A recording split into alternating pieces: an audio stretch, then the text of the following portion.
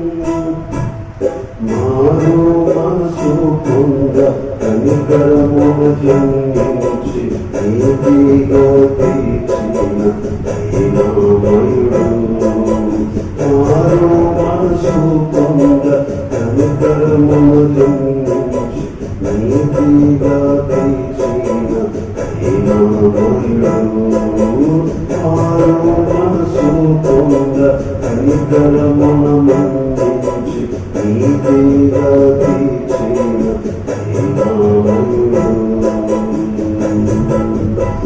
ఇదిగో ఈ మనుషుడు దేవుని కుమారుడు పరము నుండి కలిగి అరుడై అరుదించిన పరిశుద్ధ దేవుడు. హల్లెలూయా యేసునాథుడు పరిశుద్ధ దేవుడు. హల్లెలూయా యేసునాథుడు. రారాజైనాడు యుగ యుగముల రాజ్యమేలన్ న్యాయాధిపతిగా వచ్చున్ అందరికీ తీర్పు తీర్చన్ రారాజైనాడు యుగ యుగములు రాజ్యమేలన్ న్యాయాధిపతిగా వచ్చున్ అందరికీ తీర్పు తీర్చన్ ఇహ పరములకు నగునాలకు రాముల ప్రభువముచు కనుగొందు ఇహ పరములకు ఘనత మహిమలకు ప్రభువుల ప్రభువముచు కనుగొందు ఇదిగో ఈ మనుషుడు దేవుని కుమారుడు పరము నుండి ధరణికి అరుడై కరుణించిన పరిశుద్ధ దేవుడు. హల్లెలూయా యేసునాథుడు పరము నుండి ధరణికి అరుడై కరుణించిన పరిశుద్ధ దేవుడు. హల్లెలూయా యేసునాథుడు పరిశుద్ధ దేవుడు. హల్లెలూయా యేసునాథుడు పరిశుద్ధ దేవుడు. హల్లెలూయా యేసునాథుడు.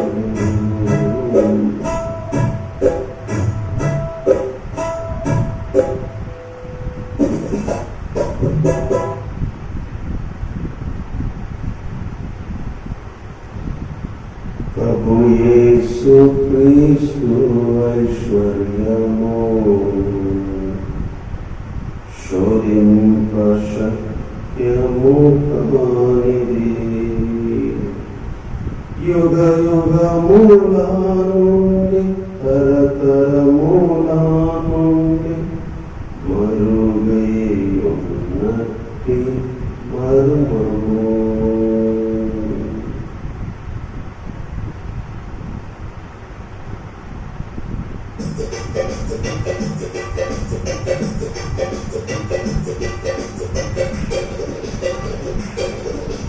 ప్రభు యేసు క్రీస్తు ఐశ్వర్యము శోధింప శక్యము కానిది ప్రభు యేసు క్రీస్తు ఐశ్వర్యము శోధింప శక్యము కానిది యుగ యుగముల నుండి తరతరముల నుండి యుగ యుగముల నుండి తరతరముల నుండి మరుగై ఉన్నట్టి మర్మము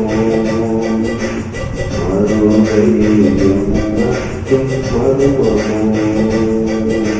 ప్రభు యేసు క్రీస్తు ఐశ్వర్యము శోధింప శక్యము కానిది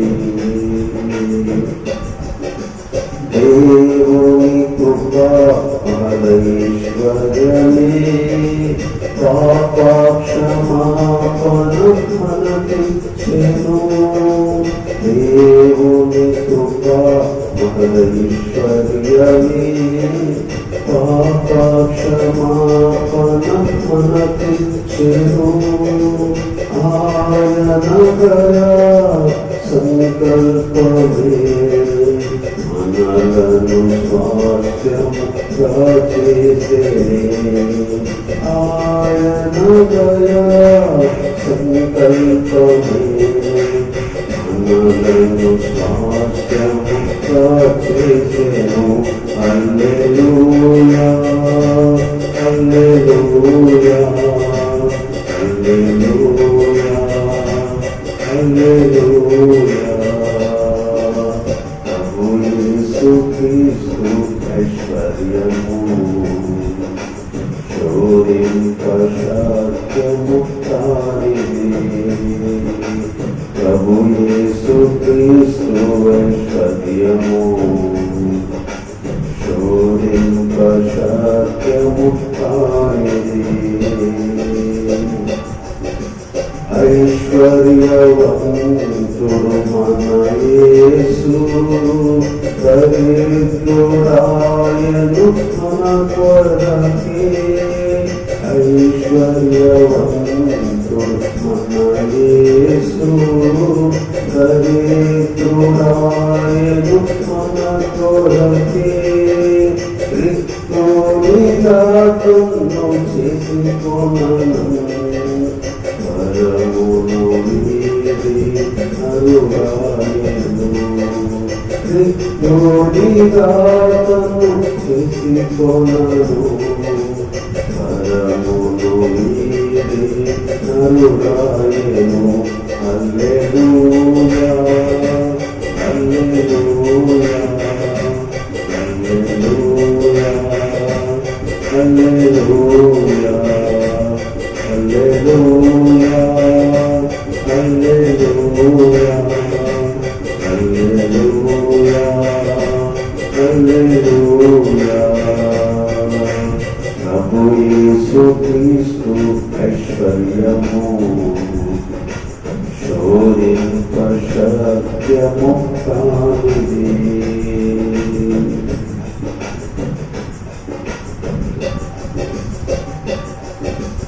అల్పులము మనలను ప్రేమించెను. సంగములు అంగములుగా చేసెను. అల్పులము మనలను ప్రేమించెను. సంగములు అంగములుగా చేసెను. ఈ ప్రేమ ఐశ్వర్య ఎంత గొప్పది. వివరింప మాకు బుద్ధి చాలదే. ఈ ప్రేమ ఐశ్వర్య ఎంత గొప్పది. వివరించ మాకు బుద్ధి చాలదే. హల్లెలూయా హల్లెలూయా హల్లెలూయా హల్లెలూయా హల్లెలూయా హల్లెలూయా హల్లెలూయా హల్లెలూయా. ప్రభు యేసు క్రీస్తు ఐశ్వర్యము శోధింపశక్యము కానిది. ఒక్క ప్రభువే అందరికీ ప్రభువే తనను ప్రార్థించు వారందరికీ. ఒక్క ప్రభువే అందరికీ ప్రభువే తనను ప్రార్థించు వారందరికీ. యూదులని గ్రీకులని భేదము లేక ఐశ్వర్యవంతుడు కృప చూపను. యూదులని గ్రీకులని భేదము లేక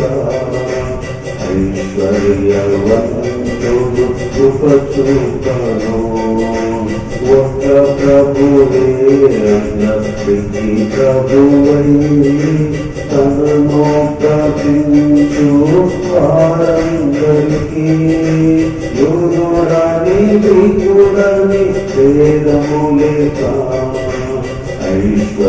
ఐశ్వర్యవంతుడు కృప చూపును యూదుడని గ్రీకుడని భేదము లేక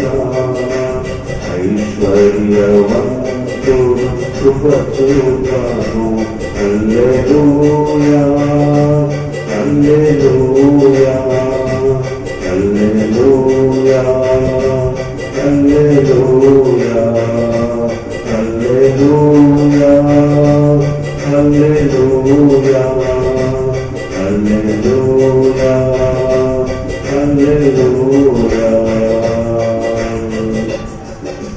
ప్రభు యేసు క్రీస్తు ఐశ్వర్యము శోధింపశాఖ్యము కానిది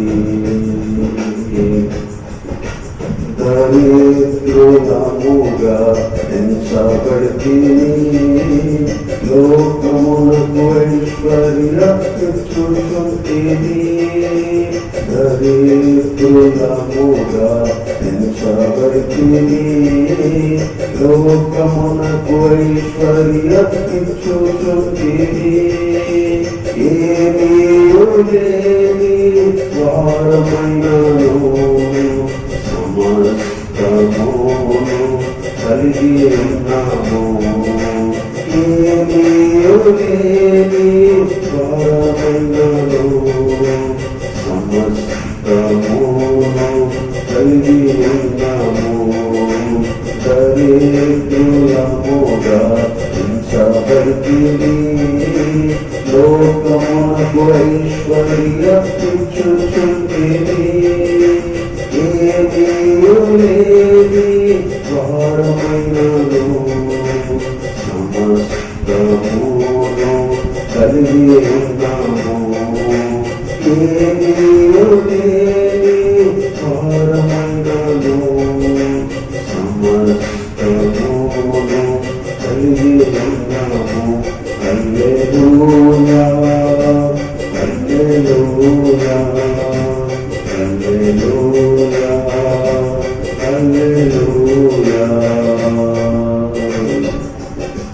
ప్రభు యేసు క్రీస్తు ఐశ్వర్యము శోధింపశాఖ్యము కానిది ప్రభు యేసు క్రీస్తు ఐశ్వర్యము శోధింపశాఖ్యము కానిది చిక్కులన్నీ తొలగించి దరి చేర్చి ఒక్కటిగా సంగమును సమకూర్చి చిక్కులన్నీ తొలగించి దరి చేర్చి ఒక్కటిగా సంగమును సమకూర్చి దిక్కుగా ఉండి కాపాడుచుంటే ఒక్కొక్కటి చెల్లించి ఆరాధించుము దిక్కుగా ఉండి కాపాడుచుంటే ఒక్కొక్కటి చెల్లించి ఆరాధించుము చిక్కులన్నీ తొలగించి దరిచేసి ఒక్కటిగా సంగముగా సమకూర్చి దిక్కుగా ఉండి కాపాడుచుంటే ఒక్కటి చెల్లించి ఆరాధించును మా దిక్కుగా ఉండి కాపాడుచుంటే ఒక్కటి చెల్లించి ఆరాధించును హల్లెలూయా హల్లెలూయా హల్లెలూయా హల్లెలూయా ప్రభు యేసు క్రీస్తు ఐశ్వర్యము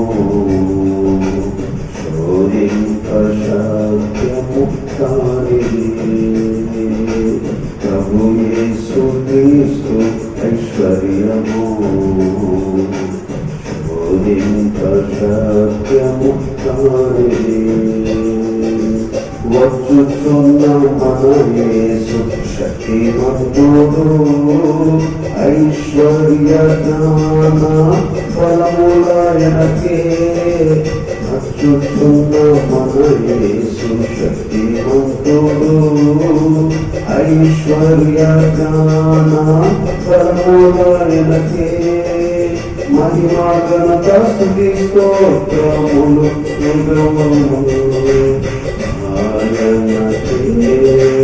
హల్లెలూయా మహిమా ఘనత స్తుతి స్తోత్రములు యుగ యుగములు ఆయనకి హల్లెలూయా హల్లెలూయా హల్లెలూయా హల్లెలూయా హల్లెలూయా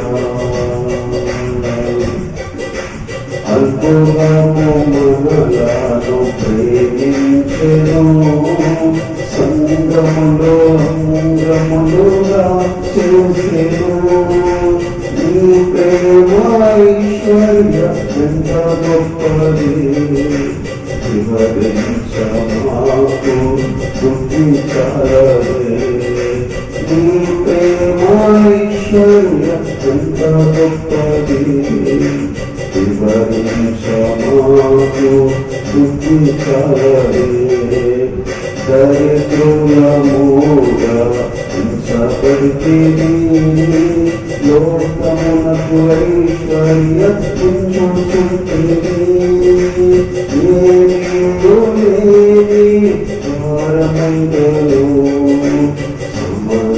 సమస్తమును కలిగి ఉన్నాము చిక్కులను తొలగించి పరిచేసి ఒక్కటిగా సంగముగా సమకూర్చి దిక్కుగా ఉండి కాపాడుచుంటేవి ఒక్కుబడి చెల్లించి హరించుము దిక్కుగా ఉండి కాపాడుచుంటేవి ఒక్కుబడి చెల్లించి హరించుము దేవుని కృపా మహదైశ్వర్యమే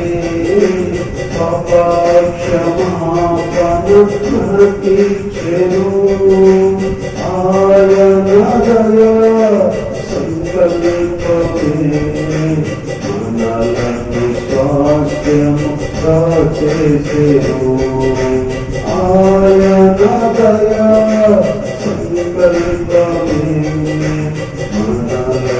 స్వాస్థ్యముగా చేసెను హల్లెలూయా హల్లెలూయా హల్లెలూయా హల్లెలూయా వచ్చుచున్న మన యేసు శక్తిమంతుడు ఐశ్వర్య జ్ఞాన బలములయనకే మహిమా ఘనత స్తుతి స్తోత్రములు యుగ యుగములయనకి హల్లెలూయా మహిమా ఘనత స్తుతి స్తోత్రములు యుగ యుగములు ఆయనకి హల్లెలూయా హల్లెలూయా హల్లెలూయా హల్లెలూయా హల్లెలూయా ప్రభు యేసు క్రీస్తు ఐశ్వర్యము శోధింప సత్యము కానిది యుగ యుగముల నుండి తరతరముల నుండి యుగ యుగముల నుండి తరతరముల నుండి మరుగైతున్నది మర్మము మరుగైతున్నది మర్మము క్రీస్తు ఐశ్వర్యము శోధింపశక్యము కానిది ప్రభు యేసు క్రీస్తు ఐశ్వర్యము శోధింపశక్యము కానిది.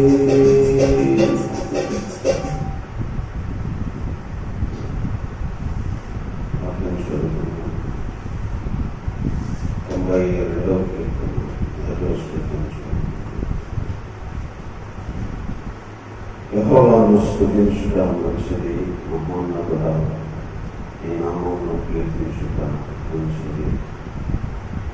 ఉదయమున నీ కృపను, ప్రతి రాత్రి నీ విశ్వాసము, 10 పంతుల స్వరమండలములను గంభీర ధ్వని గల సితారాలను ప్రసరించుట మంచిది.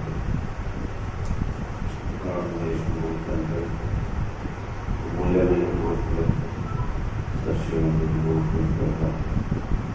వాక్యంలో ఈ ఆత్మగా ఆత్మించాలి. మా జ్ఞానాన్ని, మా శక్తిని పరీక్షించి, మా ఆలోచనను పరీక్షించి, పరిశుద్ధాత్మ దేవుని ద్వారా మా హృదయ లోతుల్లో ఎక్కడైతే విత్తబడితే కలుస్తారో అలాంటి ఒక మంచి నేలలోకి ఈ మాటలు మీరు మా హృదయంలోకి పంపించమని కోరుకుంటూ తద్వారా కలబరికలమై హృదయపూర్వకంగా నేను ఆరాధించడానికి ఈ మాటలు ఆత్మను సిద్ధపరచడానికి మీరే సహాయపడండి. ఈ ప్రార్థన రక్షకుడైన యేసుక్రీస్తు వారి నామములో ప్రార్థించి వేడుకుంటున్నాను. ఈ కీర్తన కూడా ఎవరు రాస్తారో మనకు స్పష్టంగా తెలియదు, కానీ అయితే ఒక మాట ఇక్కడ చెప్తున్నాడు, యెహోవాను స్తుతించుట మంచిది, మహోన్నతుడా నీ నామమును కీర్తించుట మంచిది. 10 పంతుల స్వరమండలంతో గంభీర ధ్వని గల సితారాతో ప్రచురించుట మంచిది. 3 విషయాలు చెప్తున్నాడు. స్తుతించడం మంచిది, కీర్తించడం మంచిది, సితారతో ప్రచురించుట కూడా మంచిది. స్తుతించుట, కీర్తించుట, ప్రచురించుట. స్తుతించడం అంటే మరి ఆయన్ను మనము పొగడటం, కీర్తించడం కూడా మరి అదే మీనింగ్ వస్తుంది. కీర్తించడం ఒక వ్యక్తి గురించి మనం పొగడుతూ ఉంటాం, కీర్తిస్తూ ఉంటాం, అతని కీర్తి గురించి చెప్తా ఉంటాం. ప్రచురించడం కూడా అంటే ఆ వ్యక్తి గురించి ప్రచారం చేయడం. ప్రచురించడము, కీర్తించడము, స్తుతించడము మంచిది మంచిది మంచిది. It is good good good అని 3 సార్లు. ఆదికాండంలో దేవుడు సృష్టిని చేసినప్పుడు ఇది మంచిది, ఇది మంచిది, దేవుడు చూసినప్పుడు మంచిది అని చెప్పాడు. దేవుడి దృష్టిలో మంచిది మంచిది అనే వాటిలో కూడా ఆయన స్తుతించడం మంచిది, కీర్తించడం మంచిది. ఆయన్ను స్వరమండలం అంటే సంగీత నాయక, వాద్య, సితార, గంభీర ధ్వని ఇవన్నీ తీసుకొని హడావుడిగా ప్రచురించడం మంచిది, ఆర్భాటంతో ప్రచురించడం మంచిది. అంటే దేవుని గురించి ప్రచురించడము, దేవుని గురించి కీర్తించడము, దేవుని స్తుతించడము చాలా మంచిది అని చెప్తున్నాడు. అందుకనే ప్రతిరోజు కూడా మనము దేవుని స్తుతించాలి. ప్రతిరోజు మనము దేవుని స్తుతించడానికి అర్హులం. ఎందుకంటే దేవుని స్తుతించడం అనేది మంచిది, అది మనకు మంచిది. ఆయన కీర్తించడం అనేది మంచిది, ఆయన గురించి ప్రచురించడం అనేది మంచిది. మంచి మంచి అని ఎందుకు చెప్తున్నాడంటే అది మనకు మంచి చేస్తుంది. ఒకటి ఆయన మంచివాడు కాబట్టి అది మంచిది. ఆయన ఆ కీర్తనకి, ఆ శృతికి, ఆ ప్రచారాలన్నిటికీ అర్హత ఉంది. ఒక రాంగ్ వ్యక్తిని మనం పొగడట్లా, అర్హత లేని దాన్ని స్తుతించట్లా, అర్హత లేని దాని గురించి కీర్తించట్లా. ఆయన గురించి ఎంత చెబుతున్నా కూడా ఒక మనిషి గురించి చెప్తుంటే విన్నట్టుగా ఆయన కీర్తి గురించి పొగడుతూ ఉండాలంట. ఆయన కీర్తి గురించి చెప్తా ఉండాలి, ప్రచురిస్తూ ఉండాలి, స్తుతిస్తూ ఉండాలి అని చెప్తున్నాను. దేవుడిని స్తుతించడము చాలా మంచిది. ఎందుకంటే దేవుడి మంచివాడు. ఇక్కడ ఏం చెప్తున్నాడంటే, ఉదయమున నీ కృపను, ప్రతి రాత్రి నీ విశ్వాసతను స్తుతించడం, కీర్తించడం, ప్రచురించడం.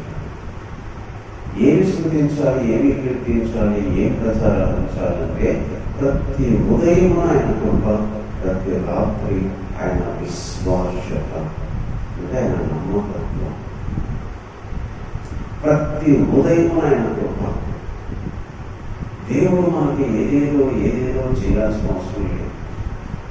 దేవుడిని మనం అనడానికి కూడా అసలు అర్హత లేదు. జస్ట్ ఈ ఊపిరి మన ప్రాణంలో ఉంది అంటే దానికే ఎంతో స్తుతించడానికి ఆజ్ఞం. ఎంతో మంది మొన్న దినాన ఊపిరి పోయి సమాధిలోకి వెళ్ళిపోయారు. దేవుడు ఏదో మనకు ఐశ్వర్యాలు, ఘనత, పేరు, ప్రఖ్యాతులు ఏవేవో చేయాల్సిన అవసరం, జస్ట్ ఊపిరిచ్చాడు, బ్రతకనిస్తున్నాడు. కొంతమంది దేవుడు నాకు ఏం చేశాడు అంట. ప్రాణం ఇచ్చాడు, ప్రాణం ఇంకా ఉంది, అదే చాలా గొప్పది. హాస్పిటల్లోకి వెళ్ళి లక్షలు ఖర్చు పెట్టుకుని అడిగితే ఆ ప్రాణం విలువ తెలిసింది, ఆ ఊపిరి విలువ తెలిసింది. బ్రతికి ఉండడమే దేవుడు మనం చేసి ఎంతో గొప్ప మేలు. దాని విలువ మనకు తెలియదు. దాని విలువ హాస్పిటల్లోకి వెళ్ళి ఆ ఊపిరి అందరి టైంలో అన్ని లక్షలు పెట్టేటప్పుడు తెలుసు. దేవుడిని మనం ఏదో చేయాల్సిన అవసరం లేదు. దేవుని స్తుతించడం మంచిది. దేవుడు ఏం చేయకపోయినా స్తుతించడం మంచిది. ఎందుకంటే జస్ట్ ఊపిరి చాలు. మన ఆత్మలో, మన శరీరంలో ఆయన ఊపిరి ఉంచినందుకు ప్రతి ఉదయం ఆయన కృప మనం స్తుతించాలి. ఆయన కృపే మరి ప్రతిరోజు పడుకున్నట్టు చనిపోయిన వాళ్ళు ఎంతో మంది. లేచామంటే ఆయన కృప, ఊపిరి ఉందంటే ఆయన కృప. ఏవేవో చేయాల్సిన అవసరం లేదు. దేవుడు ఏదేదో చేయలేదని బాధపడాల్సిన అవసరం లేదు. ఏవేవో కారణాలు మనకు అవసరం లేదు దేవుడు స్తుతించడానికి. జస్ట్ ప్రతి ఉదయం ఆయన కృపను తలుచుకుంటూ ప్రతి రాత్రి ఆయన విశ్వాసత అంటే నమ్మకత్వం. లేకపోతే ఇంకొక మాట ఏమంటారంటే, అంటే ఒక వ్యక్తి నమ్ముకోవచ్చు, నమ్మకం పెట్టుకోగలిగిన వ్యక్తి, ట్రస్ట్ వర్తి, ఇంకా కొన్ని సినానిమ్స్ ఉంటాయి. అంటే దానికి సంబంధించిన పదం అంటే విశ్వసనీయత అంటే విశ్వాసం కలిగిన కుక్కలను చెప్పారు. అట్లా విశ్వాసత అంటే ఆయన విశ్వాసం కలిగిన వాడు, అంటే విశ్వాసత చూపించగలిగిన వాడు, నమ్మకత్వాన్ని చూపిస్తున్నాడు. ప్రతి రాత్రి అయిన నమ్మకత్వాన్ని, ఆయన విశ్వాసతను ప్రచురించడం మంచిది. ప్రతి ఉదయమైన కృప, ప్రతి రాత్రి ఆయన విశ్వాసత. రెండు సార్లు మనం ఆయన స్తుతించుకోండి. ప్రతి ఉదయం మనం బ్రతికామంటే ఆయన కృప, ప్రతి రాత్రి ఆయన విశ్వాసత, ఆయన నమ్మకత్వం, ఆయన విశ్వాసం కలిగిన వాడు. ఆయన స్వభావానికి విరోధంగా చేయడు. మనం నమ్మదగని వారమైనా ఆయన నమ్మదగిన వాడు, నమ్మకం పెట్టుకోగలిగిన వాడు, నమ్మకం ఉంచుకోగలిగిన వాడు, విశ్వసించగలిగిన వాడు. ఆయన మీద మనం విశ్వాసం పెట్టుకోవచ్చు, నమ్మకం పెట్టుకోవచ్చు. ఆయన విశ్వాస్యత అంటే ఆయన క్యారెక్టర్, అది విశ్వసనీయత. ఆ విశ్వాస్యతను ప్రతి రాత్రి ఆయన కృపను ప్రతి ఉదయము స్తుతించుట, కీర్తించుట, ప్రచురించడం మంచిది అని చెప్తున్నాడు. ఈరోజు దేవుని మనం ఎందుకోగా జస్ట్ ఆయన కృప, ఆయన విశ్వాసత, ఆయన గుణాన్ని బట్టి, ఆయన మంచితనాన్ని బట్టి, ఆయన కృపను బట్టి బ్రతికినాం. కృప అంట. కృప అంటే ఏంటంటే అర్హత లేని వ్యక్తికి చూపించే అనుగ్రహం, ప్రేమ, దయ.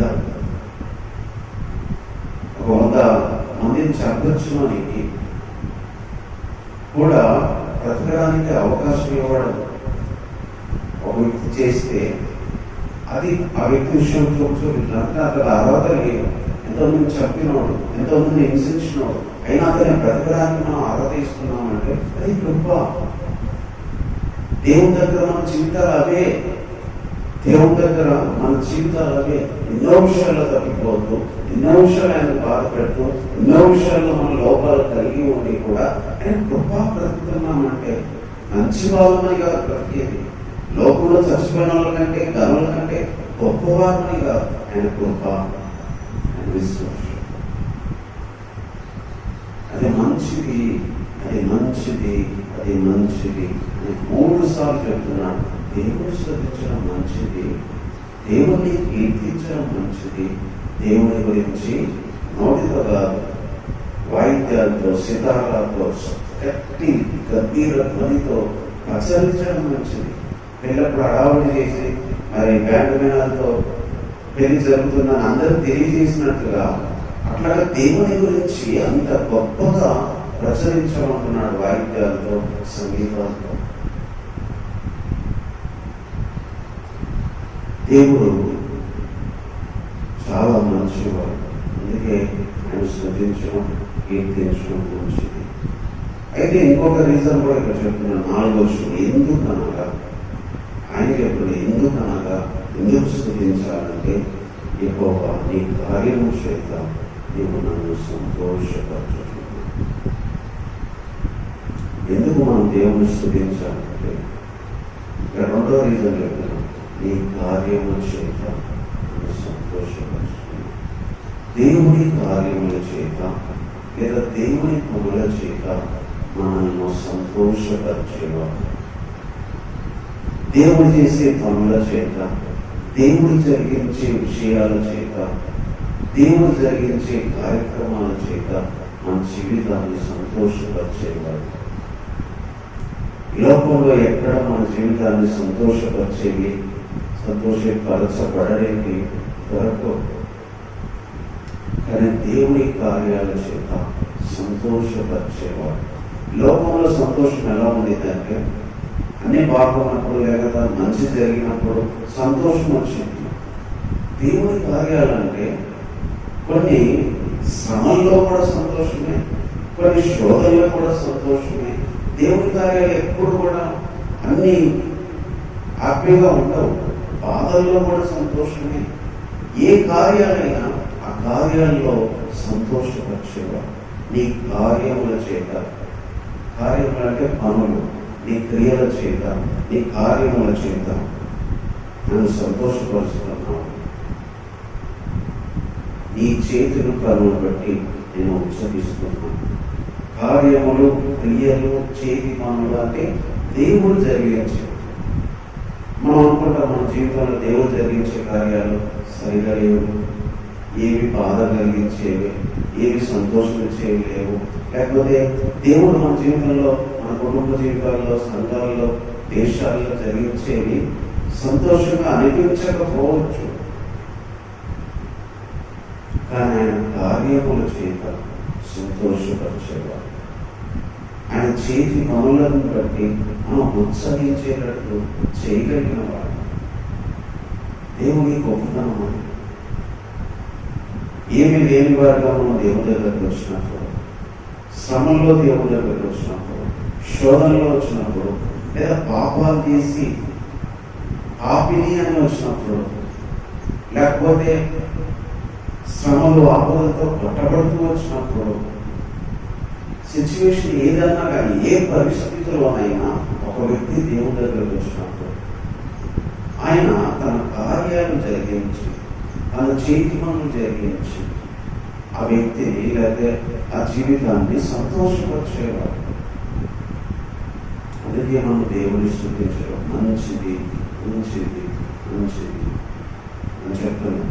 స్తుతించడమే కాదు, కీర్తించడం, కీర్తించడమే కాదు, ప్రచురించడం, దేవుని గురించి ప్రచురించడం, ప్రచారం చేయడం అన్నమాట. చెడ్డ విషయాలు మనం ప్రచారం చేస్తాం, అయితే వాళ్ళ విషయాలు ప్రచారం చేస్తాం. అలాంటి పదాన్ని ఇక్కడ వాడాడు. అంటే ప్రచారించడం, దేవుని గురించి ప్రచారం చేయడం, దేవుని కీర్తి గురించి గొప్ప చెప్పడం.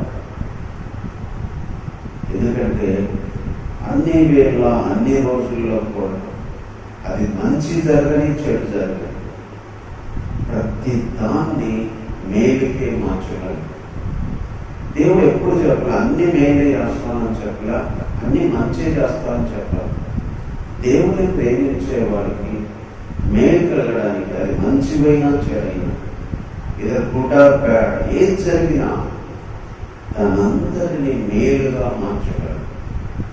తనందరినీ మేలుగా మార్చగలడు. చీకటైనా పగలైనా, రాత్రిని దేవుడు మంచిది అన్నాడు, పగలను కూడా దేవుడు మంచిది అన్నాడు. 24 గంటలు పగలే ఉంటే పడుకోవడానికి కుదరదు. అదే 24 గంటలు రాత్రి ఉంటే పనులు చేసుకోవడానికి కుదరదు. అందుకే రాత్రికి 12 గంటలు ఇచ్చాడు, పగలికి 12 గంటలు ఇచ్చాడు. అలాగే మన జీవితంలో మంచికి చెడుకి, శ్రమకి దుఃఖానికి, ఆనందానికి బాధకి రెండు మిళితమై ఉంటాయి. కానీ వాటన్నిటి ద్వారా కూడా దేవుడు మనం సంతోషపరచగలిగినాం. ఆయన కార్యాలు అన్నీ కూడా మనము ఉత్సాహాన్ని చేసేటట్టు చేసేవి. అందుకే ఆయన మనము స్తుతించాలని చెప్తున్నాం. తర్వాత ఇంకొక మాట 10వ వచనంలో చెప్తున్నాడు, దుర్బోతు కొమ్మ వల్లే నీవు నా కొమ్మ పైకెత్తితివి, కొత్త తైలంతో నేను అంటబడితిని, నా కొరకు పంచుకున్న వారి గతి నా కన్నుల ఆశ తీరా చూచాను, నాకు విరోధంగా లేచిన దుష్టులకు సంభవించినది నా చెవులకి వినపడదు. ఇంకొక మాట ఏం చెప్తున్నాడంటే, నా కొమ్మును దుర్బోతు కొమ్ము వలె పైకెత్తితివి. ఒక వ్యక్తిని ఒక కొమ్ములు ఎప్పుడు కూడా పైకే ఉంటాయి. కొమ్ములు ఎప్పుడు కూడా పైకి లేపడాన్ని, పైకి నిలబడటాన్ని సూచిస్తుంది. ఎందుకు మంచిది దేవుని స్తుతించడం అంటే, నా కొమ్ము నీవు పైకెత్తితివి, నా జీవితాన్ని నువ్వు పైకెత్తితివి. దుర్బోతు కొమ్మ వలె నా కొమ్ము కూడా పైకెత్తితివి. నా కొమ్మ అంటే ఈ మనిషికి కొమ్ము ఉందని కాదు. మనుషుల కొమ్ములు ఉండవు కదా.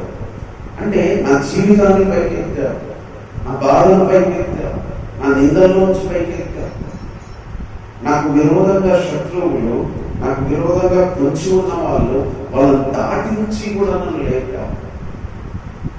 అంటే నాకు వచ్చిన శ్రమలు కావచ్చు, నాకు వచ్చిన బాధలు కావచ్చు, నాకు వచ్చిన ఇబ్బందులు కావచ్చు, ఈ వ్యక్తిని కింద పడేసినాయి, లేవకుండా చేసినాయి. ఒక దుర్బోతు కొమ్ము కదా ఎక్కడ పైకి లేసేదో, అలాగా నా కొమ్మును లేపితివి, నా కొమ్మును పైకెత్తితివి, నా కొమ్ము పైకెత్తితివి. అంటే పైకెత్తబడే జీవితాన్ని ఇచ్చేవాడు, ఒక కొమ్ములాగా నిలబడుకోగలిగే జీవితాన్ని ఇచ్చినవాడు, పడేయడానికి వచ్చిన శోధనలు, బాధలు, శ్రమలు, పాపాలు దాటించి నిలబెట్టగలిగిన వాడు.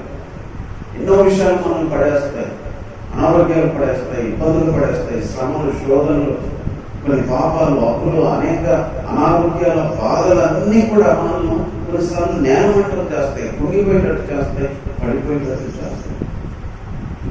కానీ నా కొమ్ము నీవు పైకి, అది కూడా దుర్బోతు కొమ్ము వలె, ఇంత గొప్పగా వర్ణించాడు, దుర్బోతు కొమ్ము వలె నా కొమ్ము పైకి. ఈరోజు మనల్ని కూడా పైకెత్తగలిగినవాడు, మన జీవితాలను పైకెత్తగలిగినవాడు, మన మనస్సును పైకెత్తగలిగినవాడు, కుటుంబాలను పైకెత్తగలిగినవాడు. అందుకే ఆయన స్తుతించడం మంచిది. ఫార్మాలిటీగా మనం చెప్పట్ల, దేవుడు ఎంత అణిగిపోయినా, ఎంత కొనిపోయినా, ఎంత కోల్పోయినా, ఎంత దిగజారిపోయినా లేవనెత్తగలిగిన వాడు. యేసుక్రీస్తు సమాధి వరకు దిగిపోయాడు, ఆయన లేపి పరలోకంలో కూర్చోబెట్టాడు. దేవుడితో ఒక మంచి క్యారెక్టర్ ఏంటంటే లేపగలిగిన వాడు. వాళ్ళు అడవిలో పడని, సముద్రంలో పడని, లేకపోతే చికటమన్ను భూమిలో కూరుకొని లేపగలిగిన వాడు, చెయ్యి పట్టుకొని అది ఎంత గుంటైనా, ఎంత కిందికి మనం వెళ్ళినా లేపి తీసుకొచ్చి పైన నిలబెట్టగలిగిన వాడు. ఎంత గొప్పది అంటే, మనం కొన్ని విషయాలు చిక్కుకున్నాం, కొన్ని విషయాలు మనము గుంటలు పడినట్టు ఉండొచ్చు, కొన్ని విషయాలు మనము మరి కిందికి అణిగిపోయినట్టు ఉండొచ్చు. దేవుని తన చెయ్యి పట్టుకొని తన శక్తితో తీసుకొచ్చి పైకి నిలబెట్టగలరు. ఆరోగ్య విషయాల్లో నిలబెట్టగలరు, ఆర్థిక విషయాల్లో నిలబెట్టగలరు, ఆత్మీయ జీవితం నిలబెట్టగలడు. ప్రతి దానిలో పైకెత్తి నిలబెట్టగలడు. ఈరోజు మనకు ఆరాధించడానికి వచ్చిన దేవుడు. అందుకే ఆయన స్తుతించడం మంచిది, అందుకే ఆయన కీర్తించడం మంచిది, అందుకే ఆయన ప్రచురించడం మంచిది. తర్వాత ఇంకొక ఫైనల్ మాట చెప్తున్నాడు 12వ వచనం. నీతి మంత్రులు ఖర్జూరం వల్లే మోగవేయుదురు, లెబానోను మీద దేవదారు వృక్షం వల్లే వారు ఎదుగుదురు. యెహోవా మందిరంలో నాటబడిన వారి పరమ దేవుని ఆలయంలో వర్ధిల్లుదురు.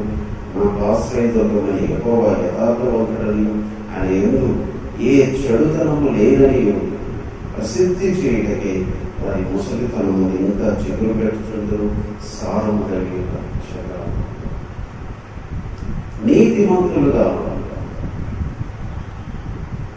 నీతిమంతులై మొగ వేస్తామంట, ఎదుగుతామంట, వర్తిల్లుతామంట, తర్వాత వచ్చేసి చిగురు పెడతామంట, పచ్చగా ఉంటాం. నేను పదాలు వాడారు ఇక్కడ. నీతిమంతులు ఎలా ఉంటారంటే మువ్వ వేస్తారు. ఖర్జూరం చెట్టు ఎట్లా ఆ మువ్వ వచ్చిందో అట్లా మువ్వ వేస్తారంట. లెబానోను దేవదారు వృక్షం లాగా ఎదుగుతారంట. లెబానోన్లో దేవదారు వృక్షాలు అంత హైట్ ఉంటాయన్నమాట.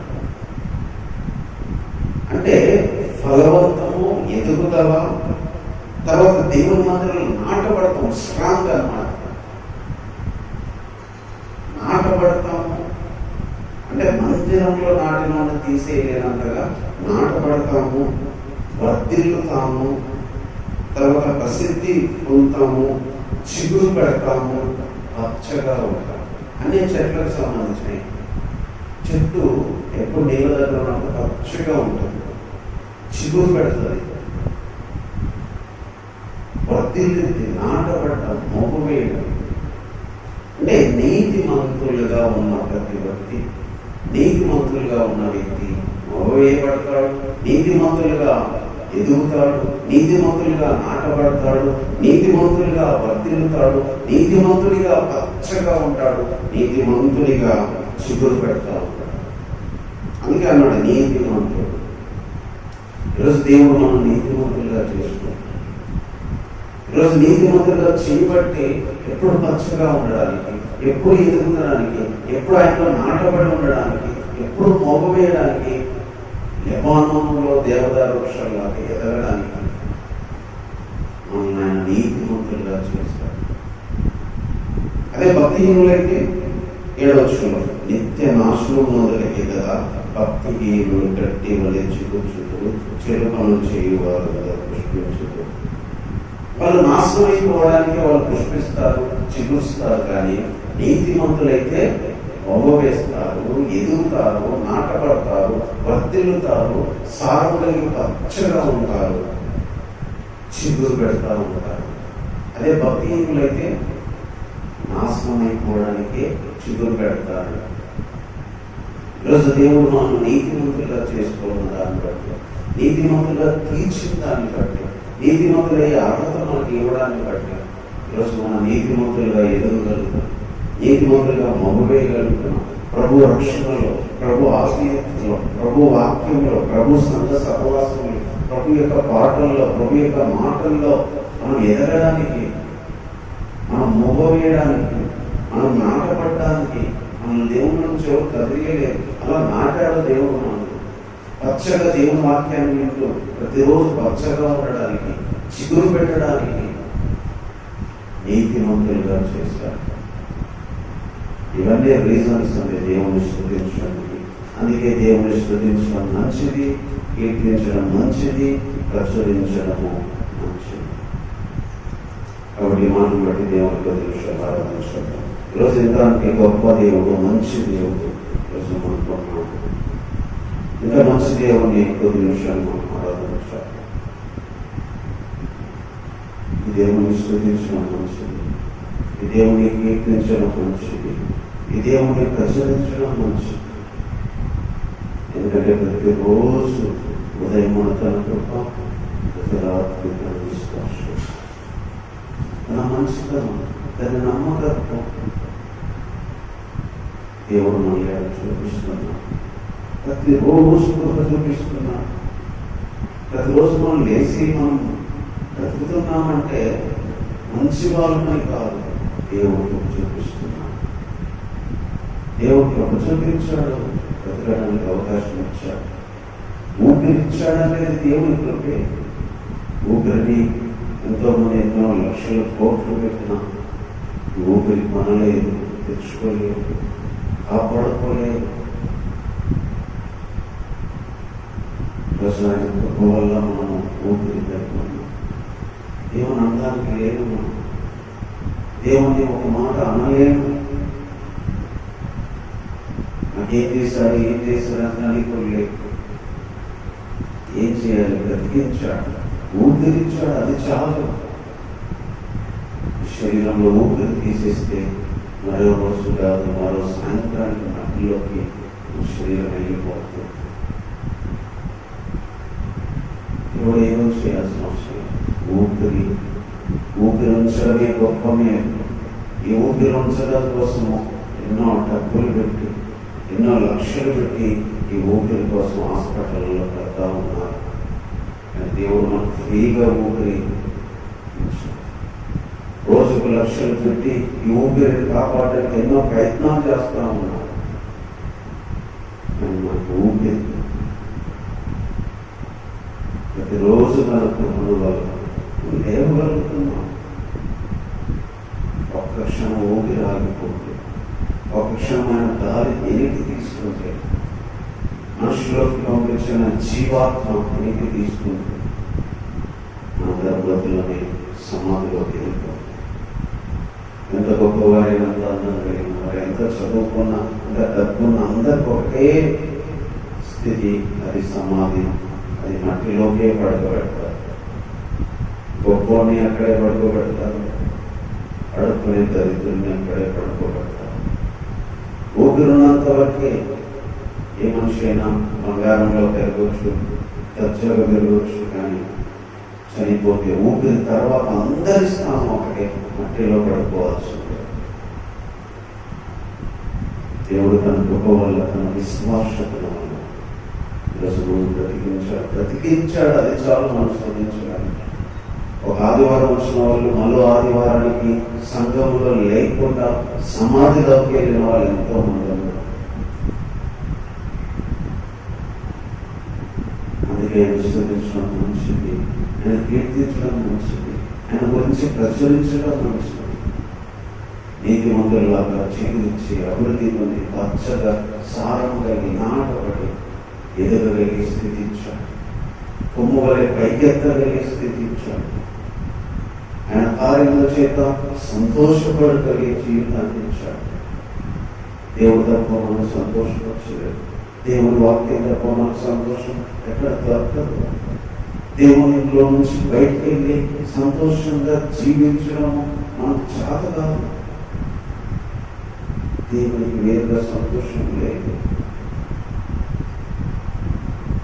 ఈరోజు మనకు అలాగే గొప్ప దేవుడు ఉన్నాడు. 2 నిమిషాలు ఆయన ఆరంభించారు.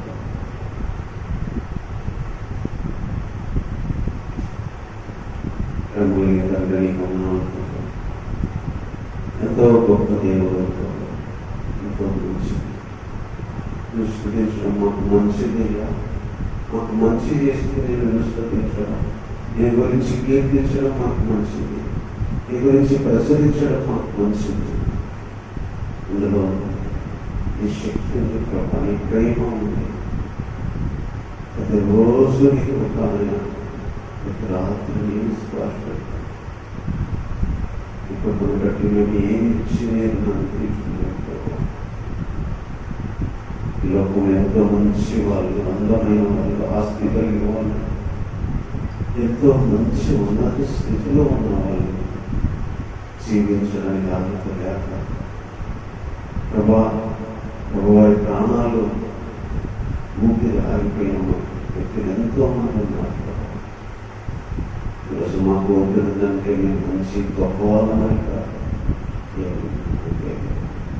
బ్రతకడానికి మాకు రోజులు ఇస్తున్నాను, బ్రతకడానికి భాగాలు ఇస్తున్నాను, బ్రతకడానికి నెలలు నెలలు సంవత్సరాలు ఇస్తున్నారు.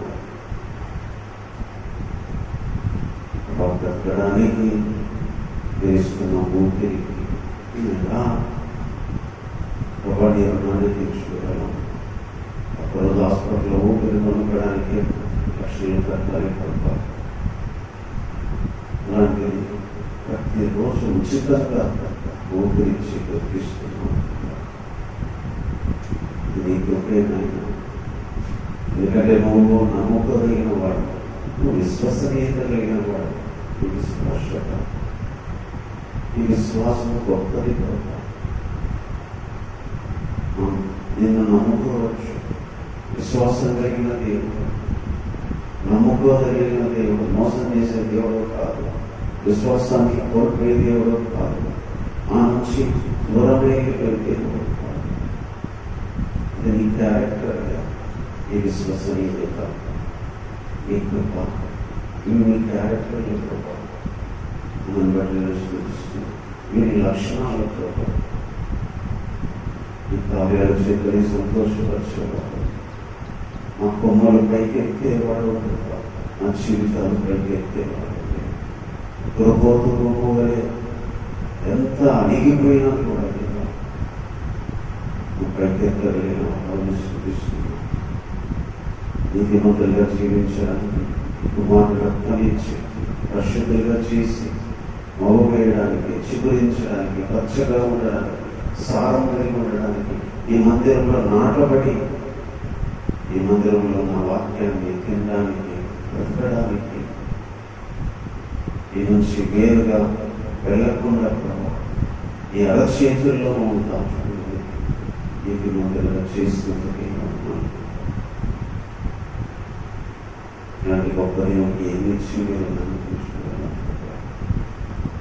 మీకు ఏమి ఇచ్చి నేను నన్ను తీర్చుకోలేక ఏదో మాకు ప్రభా భారం కాదని నేను స్తుతించడం, మా కష్టం కాదని నేను స్తుతించడం, మాకు ఇష్టం ప్రభా దీని గురించి కీర్తించడం, మాకు ఆనందం ప్రభా దీని గురించి కీర్తించడం, నిన్ను మైపరచడం, మాకు సంతోషం అన్నా ఈ కష్టమైన పని కాదు.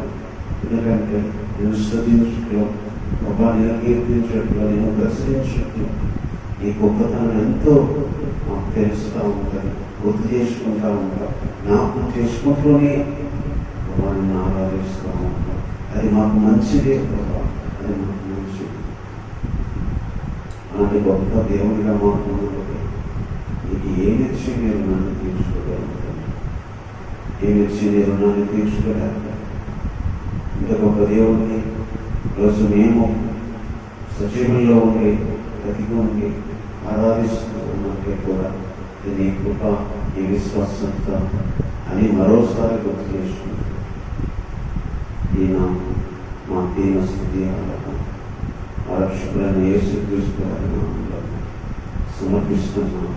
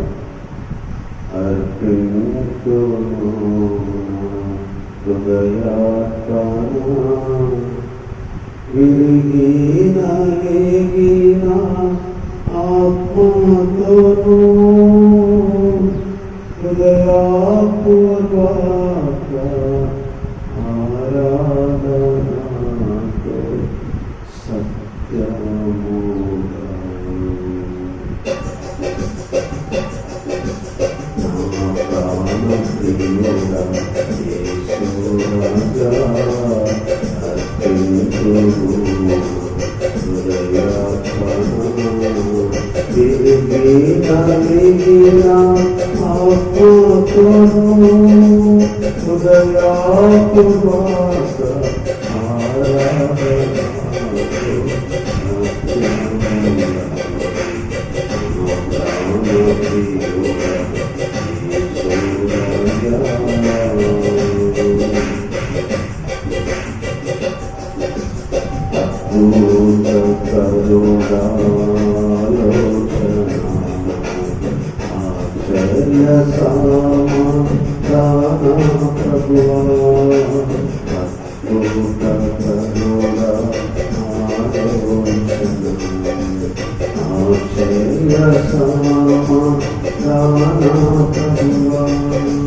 బలవంతుడా బహుప్రియుడా మనోహరుడా మహిమరాజా బలవంతుడా బహుప్రియుడా మనోహరుడా మహిమరాజా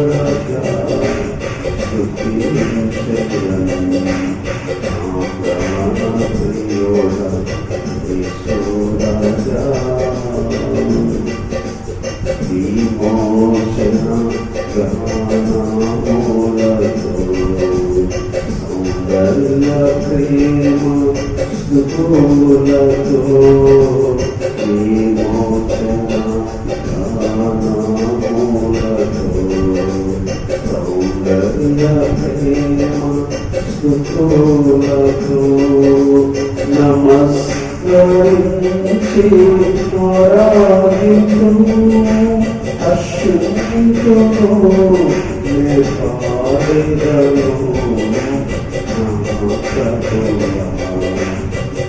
నమస్కరించి ఆరాధించును అర్చించును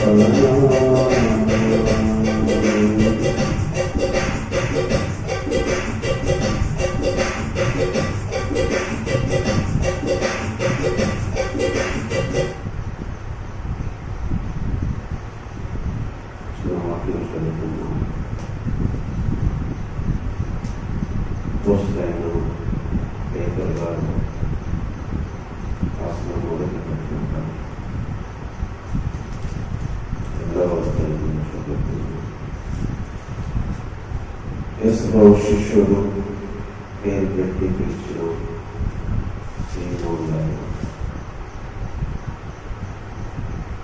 మరి రాసిన పత్రిక మొదటి పత్రిక 2వ అధ్యాయము 1వ వచనం.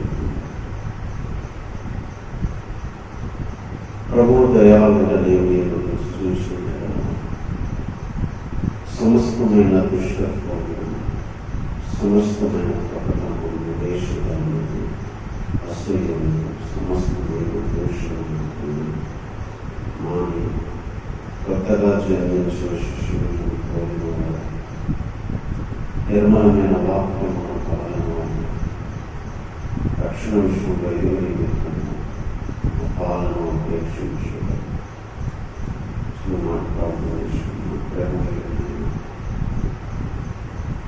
ఆ రోజు ప్రభా శిష్యులకు ఏర్పరచుకుని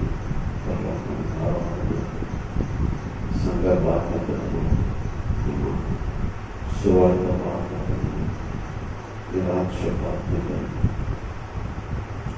శిష్యుల మీద మోగి నిరాక్ష వెళ్ళారు.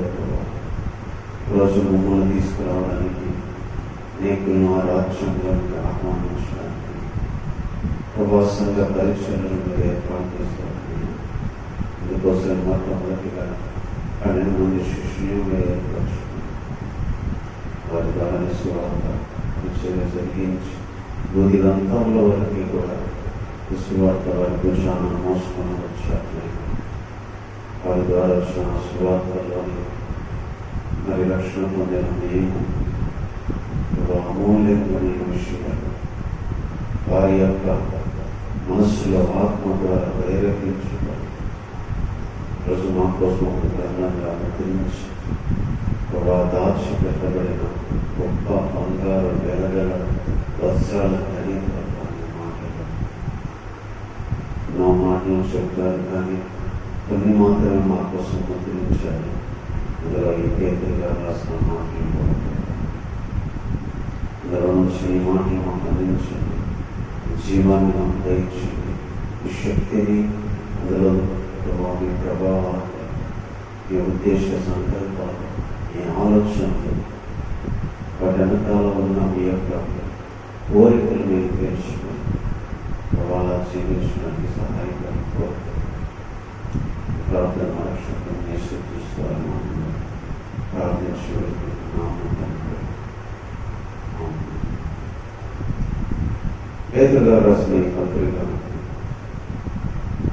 సంఘము మరి అప్పటికే చాలా హింసల గుండా వెళ్తుంది, చాలా శ్రమల గుండా వెళ్తుంది. రష్యంలో ఉండలేక చెదరిపోయారు అందరూ. ఈ మాటలు చెప్తుంది మనలాగా హ్యాపీగా సంఘంలో కూర్చొని ఊళ్ళో ఉండే ప్రజలు కాదు.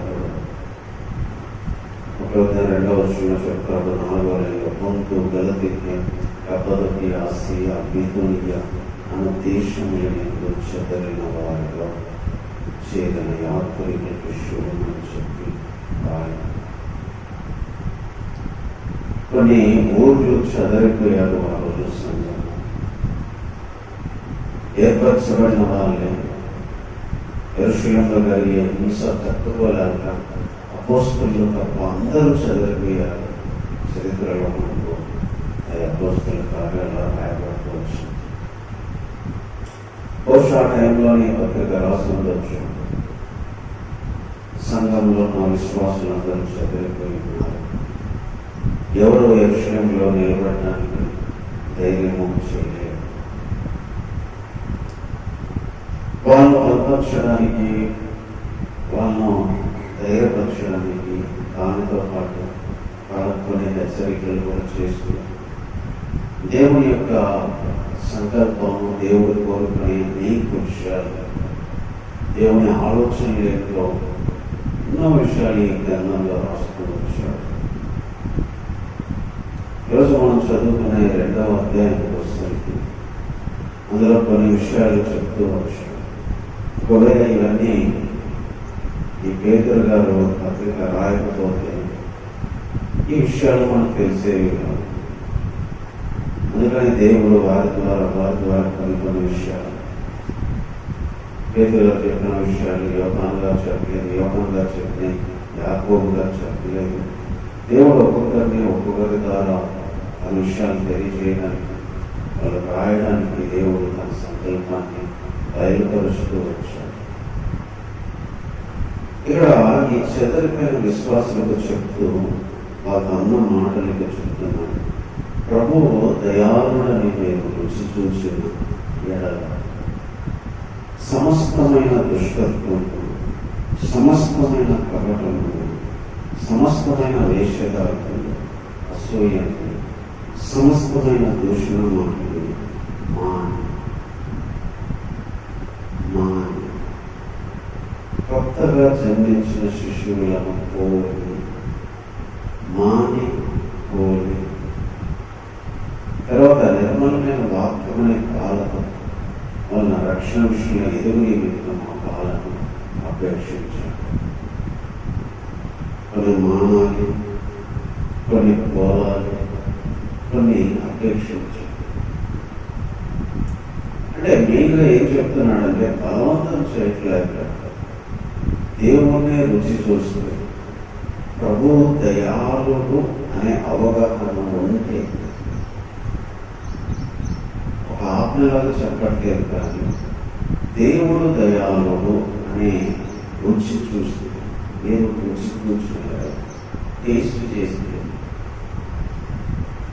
దేవుని యొక్క దయాళత్వాన్ని మీరు రుచి చూస్తే, మీకు అర్థమైతే, తెలిస్తే, నోట్లో పెట్టుకొని మరి ఆ రుచి చూసినట్టుగా జీవితంలో అది అనుభవిస్తే, ఆ టేస్ట్ మీకు తెలిస్తే, ఆ దయాళత్వాన్ని మీరు మరి ఆస్వాదిస్తే, అప్పుడు మీరు కూడా సమస్తమైన దుష్టత్వాన్ని,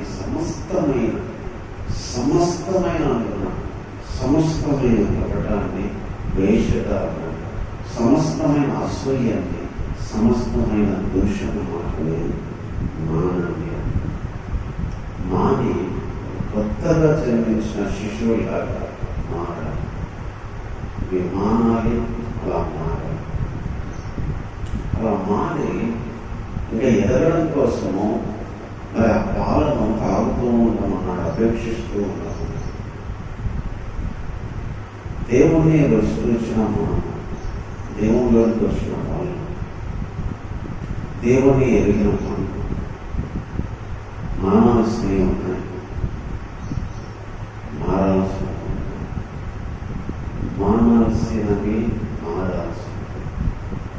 మానాల్సినవి కపటము, వేషధారణ, అసూయ, దూషణ, ఇవన్నీ మానుకొని కొత్తగా జన్మించిన, అంటే ఒక సంవత్సరంలో పిల్లలు కొత్తగా జన్మించిన, మళ్ళీ కొత్తగా ఫ్రెష్గా పుట్టిన వ్యక్తి, అతను ఇంకా జీవితంలో ఏమి చేయడు, ఏమి ఎరగడు, ఏ తప్పులు చేయాలి, జీవితాలన్నీ వేస్ట్ చేసుకోవాలి. ఒక కొత్త జన్మించిన జీవితము పిల్లలు వాళ్ళ లైఫ్లో ఏం చేయరు. అప్పటికి అంత నిర్మలత్వానికి, అంత నిర్మలంగా మారడానికి వాక్యం అనే పాలను అపేక్షిస్తూ ఉన్నాము ఎదగడం కోసం. అందుకని ఇక్కడ ఒకటి దేవుని రుచి చూడగలిగితేనే ఇవి మానుకోగలుగుతాం. ఇది మానుకోవాలి అందరికీ తెలిసింది. మానుకోవాలనేది తెలిసిన విషయం, కానీ ఎలా మానుకుంటామంటే ప్రభువును ఎంతగా రుచి చూస్తామో అప్పుడు మానుకుంటాం. ఎంతగా దేవుని వాక్యం అనే పాలు మనం తాగుతామో ఎంతగా మానుకుంటాం.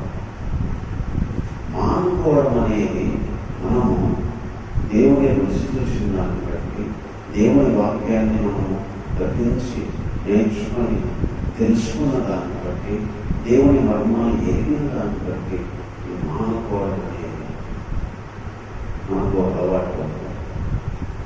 అంతేగాని చెప్పేవాళ్ళు చెప్తా ఉంటారు, వినేవాళ్ళు వినేమంటారు. తెలిసిన విషయం చెయ్యాలి, అందరూ తెలుసు. పాపం నుంచి బయటకు రావాలి, అందరూ తెలుసు. కానీ అందుకని అది నేను చేయటని చెప్పట్లా. ప్రభు దయాళుడని మీరు రుచి చూస్తే ఆటోమేటిక్గా మానుకుంటాం. దయాళుడని టేస్ట్ చేయాలి, ప్రభువును అనుభవించగలగాలి, ప్రభు రుచి మనకు అర్థం కాగలగాలి, ప్రభు ప్రేమ అర్థం కలగాలి, ప్రభు దయా అర్థమైతే ఆటోమేటిక్గా దుష్ట మాటలు కలగడం, అసూయ, వేషధారణ మారిపోతాం. ప్రభువుకు మనం తెలిస్తే, ప్రభు మనసు తెలిస్తే ప్రభులాగా మారడానికి ఇష్టపడతాం. అది ఆయన వాక్యం అనే పాలు మనం తాగుతున్నంతప్పుడు, తాగుతున్న కొలదిగా ప్రభువును మనం రుచి చూస్తూ ఉంటాం. ఎప్పుడైతే ఆయన రుచి చూస్తే అప్పుడు ఆటోమేటిక్గా ఇవన్నీ అనుకుంటాం.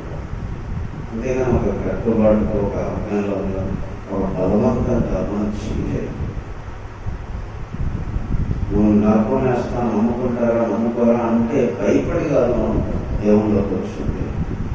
దేవుని ప్రేమ తెలిసి, దేవుని దయ తెలిసి, నా మీద ఇంత ప్రేమ అని చెప్పి లోకాన్ని వదిలిపెట్టి దేవుళ్ళలోకి వచ్చాం.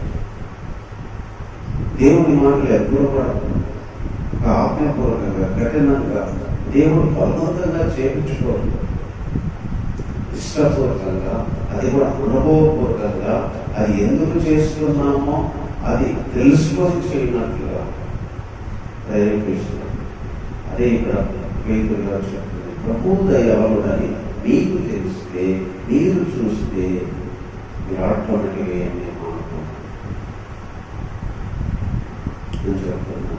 తర్వాత ఇంకొక మాట ఏం చెప్తున్నానంటే 4వ వచనం, మనుషుల చేత విసర్జించబడినను దేవుని దృష్టికి ఏర్పరచబడినది అమూల్యమును సజీవమైన రాయితో ప్రభువునకు వచ్చినాడు.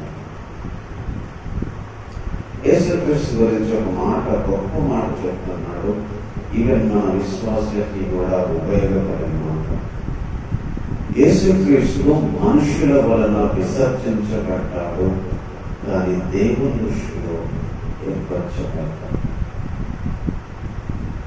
యేసు ప్రభువు ఈ లోకానికి వచ్చినప్పుడు దేవుడు పాపం ఏమీ లేదు, అంత మంచివాడు, అంత పవిత్రుడు, నీతిమంతుడు, కానీ మనుషులన్నీ విసర్జించారు, వద్దన్నారు, తీసుకోలేదు, ఆయన వెంబడించలేదు, ఆయన మాటలు వినలేదు. మాకెందుకు నీ మాటలు చెప్పుకోబోదు, బయటకైనా అన్నారు, మేము నమ్మమన్నారు.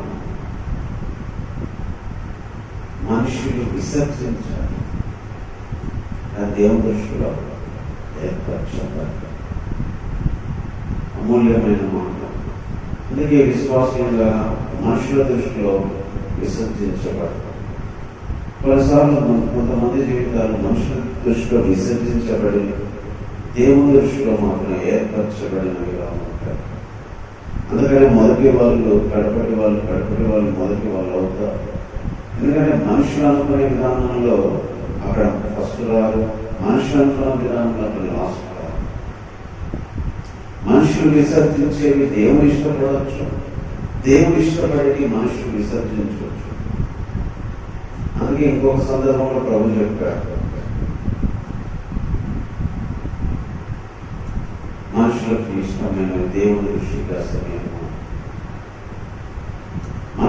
మనుషుల దృష్టిలో ప్రయోజనమైనది, మనుషులకు ఇష్టమైనది దేవుని దృష్టి అసహ్యము అనే మాట మాట్లాడారు. అంటే మనుషులందరూ ప్రేమిస్తారని కాదు, కొన్నిసార్లు మనుషులు రిజెక్ట్ చేయొచ్చు, but God can choose him. దేవుని దృష్టిలో the self of God is chosen him. దేవుని దృష్టిలో ఆ వ్యక్తి ఏర్పరచబడతాడు. అందుకనే మనుషులు విసర్జించినా కూడా కొంతమంది దేవుని దృష్టిలో ఏర్పరచబడతారు, కొంతమంది మనుషుల దృష్టిలో ఏర్పరచబడిన వారు దేవుని దృష్టిలో విసర్జించబడతారు. All happened to Jesus. యేసు విషయంలో ఇదే జరిగిందని పేతురు గారి పత్రికలో ఈ మాట రాయబట్టి యేసులో విసర్జించబడ్డాడు, కానీ దేవుని దృష్టిలో ఏర్పరచబడ్డాడు అనే ఒక సత్యాన్ని ఎస్టాబ్లిష్ చేసుకోవచ్చు. తర్వాత ఇంకొక మాట ఏం చెప్తున్నాడంటే, యేసుక్రీస్తుకే అమూల్యము సజీవమైన రాయి. యేసుక్రీస్తులో అమూల్యము సజీవమైన రాయి. అమూల్యము అంటే వెలకట్టేము, సజీవము అంటే బ్రతికి ఉంది. సజీవము, అమూల్యం. అలాంటి ఆయన దగ్గరికి మనం వచ్చిన వాళ్ళమై యేసుక్రీస్తు ద్వారా దేవుని అనుకూలములకు ఆత్మ సంబంధమైన బలులు అర్పించుటకు పరిశుద్ధ యాజకులుగా ఉండనట్లు మీరును సజీవమైన రాళ్ళ వలె ఉండి ఆత్మ సంబంధమైన మందిరముగా కట్టబడచ్చు.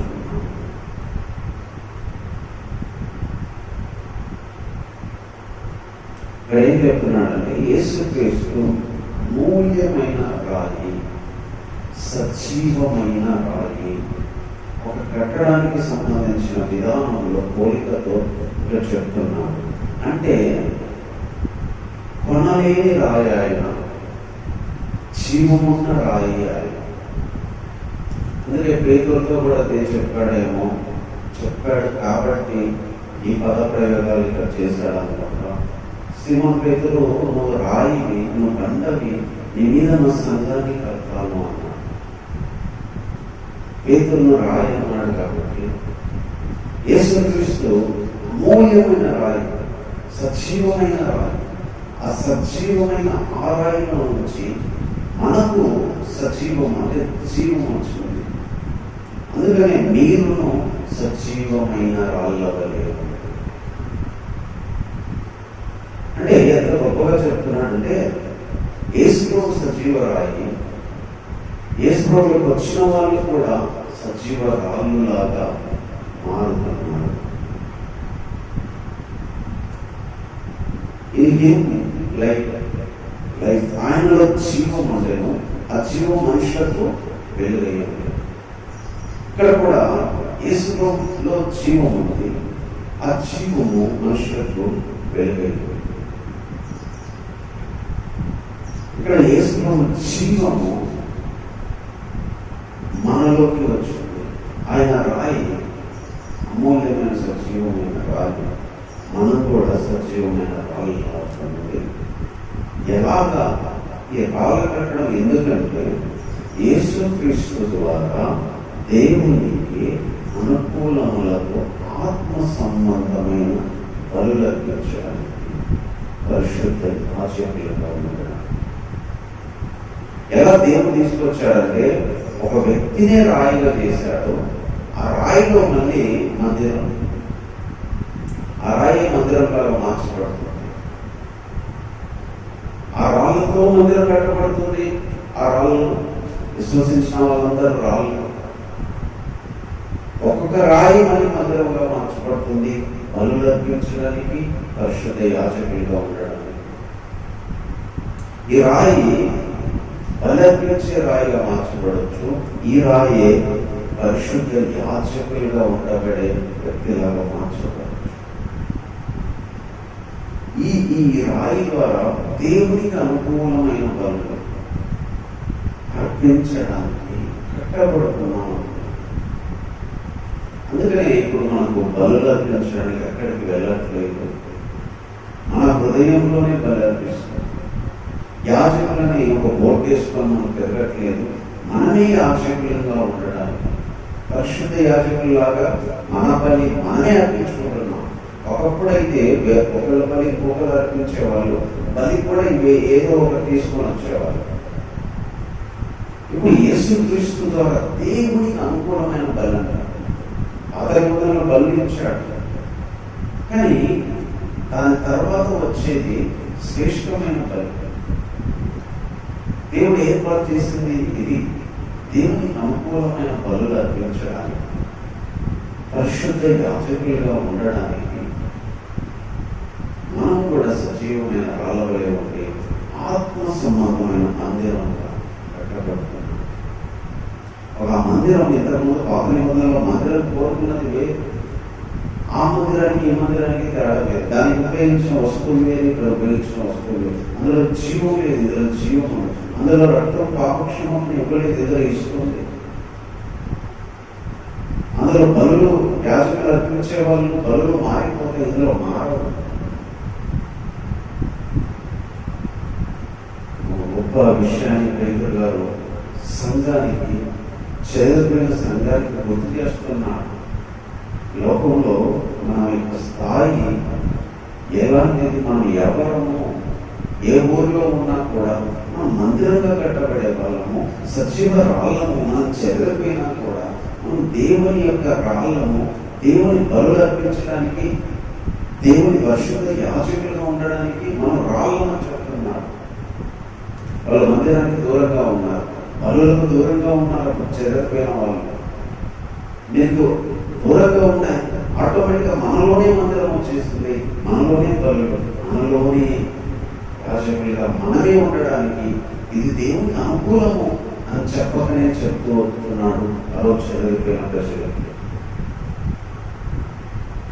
మందిరానికి దూరంగా ఉన్నారని, దేశానికి దూరంగా ఉన్నారని, లేక పట్టణానికి దూరంగా ఉన్నారని, వాళ్ళు దేవుల్లో లేనట్టు కాదు, మీరు ఎక్కడ ఉన్నా జీవము లేని రాళ్ళలాగా మీరు కట్టబడుతున్నారు అని చెప్తారు. తర్వాత ఇంకొక మాట ఇక్కడ చెప్తున్నాడు 6-7 వచనాల్లో, ఇదిగో నేను ముఖ్యము ఏర్పరచబడినది అమూల్యమునకు రాతిని సియోనులో స్థాపించుతున్నాను, ఆయన యందు విశ్వాసం ఉంచేవాడు ఏ మాత్రము సిగ్గుపడు అన్న లేఖనం. అనే మాట లేఖనం ముందు రాయబడినది. విశ్వసిస్తున్న మీకు ఆయన అమూల్యమైన వారు. అదే విశ్వసించని వారికైతే ఇల్లు కట్టువారు ఏ రాతిని నిషేధించదు అదే మూలకు తలరాయను, మరియు అది అడ్డురాయి, అడ్డు పంట. ఇంకా చెప్తున్నాడు, విశ్వసించే వాళ్ళకు ఆయన అమూల్యమైన వాడు, అదే విశ్వసించని వాళ్ళకు అడ్డురాయి, అడ్డు పంట. నమ్మే వాళ్ళకేమో అమూల్యమైన వాడు ఆయన, నమ్మని వాళ్ళకేమో అడ్డుబండ, అడ్డురాయి. Is it possible? ఒక వ్యక్తి ఒకరికేమో అమూల్యమైన వాడైతే ఇంకొకరికేమో అడ్డుబండ అవుతున్నాడు, అడ్డురాయి అవుతున్నాడు. Yeah, of course it is possible. యేసుక్రీస్తు విషయంలో కూడా జరిగింది. నమ్మిన తన శిష్యులకి, సంఘానికి ఆయన అమూల్యమైన వాడైతే నమ్మని యూదులకి, నమ్మని ప్రజలకి ఆయన అడ్డుబండ, అడ్డురాయ్యాడు.